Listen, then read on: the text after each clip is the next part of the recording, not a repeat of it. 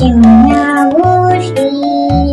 नमस्कार मुलांनो, स्वागत आहे तुमचे चिमण्या गोष्टीमध्ये। आज आपण ऐकणार आहोत एक विचार करायला लावणारी पंचतंत्र गोष्ट, परदेशात गेलेला कुत्रा। ही गोष्ट आपल्याला आपल्या मातीचे आणि माणसांचे महत्त्व शिकवते। एकदा एक गाव होते, तिथे मोठा दुष्काळ पडला होता।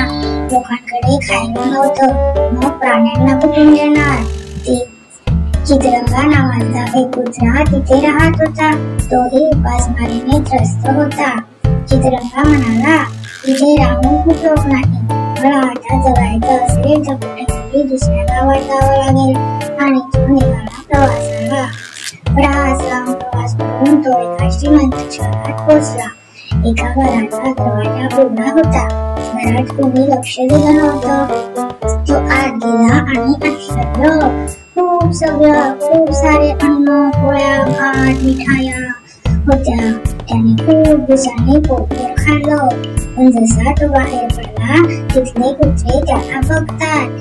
ते म्हणतात, हा आपला नाही, आणि सगळे त्याच्यावर टोम करतात। पोट भरलेलं असल्यामुळे चित्रंगा धावू शकला नाही।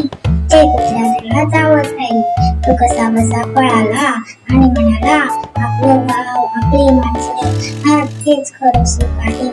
तो गावात परत आला। सगळे मित्र त्याला विचारू लागले, चित्रंगा काय पाहिलंस, तिकडे कसं आहे? चित्रंगा म्हणाला, तिकडे खूप आहे, पण तिथली माणसं आपलेच लोक त्रास देतील। इथे उपाशी असलो तरी सुरक्षित आहे।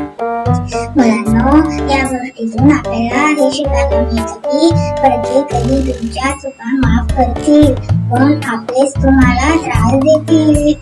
पुन्हा भेटूया चिमण्या गोष्टीवर। व्हिडिओ आवडल्यास नक्की लाईक, शेअर आणि सबस्क्राईब करा।